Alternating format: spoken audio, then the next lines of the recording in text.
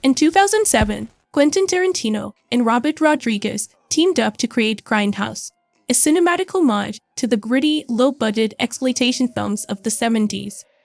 Grindhouses were movie theaters that presented back-to-back low-budget exploitation films. The discounted shows focused on genres like slasher, martial arts, pornography, and sleaze. The limited release of film prints circulated among major American cities, while poor quality films and even missing reels were not uncommon occurrences. Grindhouse embraced the double feature phenomenon, presenting two movies in a single screening.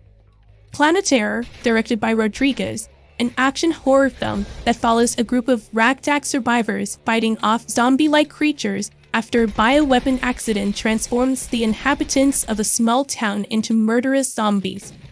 And Death Proof, by Tarantino, a gritty thriller about a psychopathic stuntman who murders young women with his death-proof stunt car until he meets his match in a group of women who turn the tables on him. The film aimed to capture the essence of the B-movie experience, including intentional imperfections, grainy visuals, and over-the-top violence, along with practical effects showcasing the overindulgence of the exploitation era.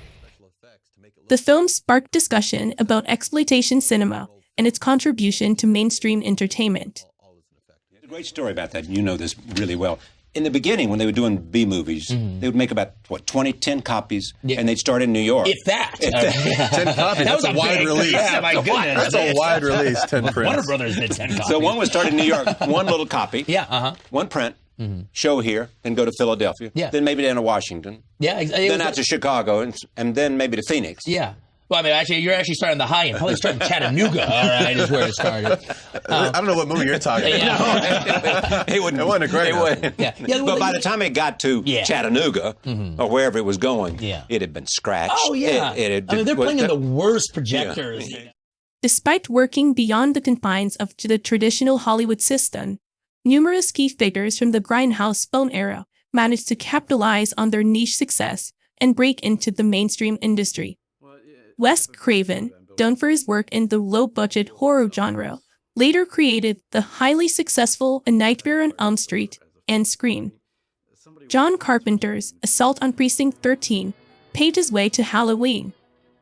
Jonathan Demme and James Cameron both enjoyed generous artistic freedom, working under Roger Corman, a prominent figure in low-budget exploitation films. They later had their big break with films like Silence of the Lambs, Terminator, Aliens, and Titanic. Grindhouse cinema left a lasting influence on generations of filmmakers who embraced its unapologetic genre cinema.